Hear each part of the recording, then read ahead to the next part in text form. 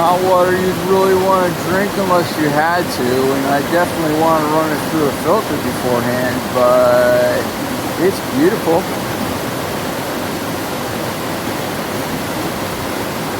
We are in Western Massachusetts on Conway Station Road, near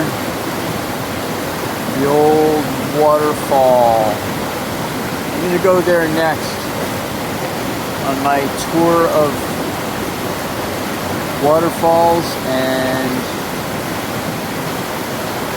meditations in nature. Thank you for watching, and please consider subscribing to my channel if you haven't already, and check out some of my other nature videos: geology, mycology, botany, relational dynamics, all kinds of stuff.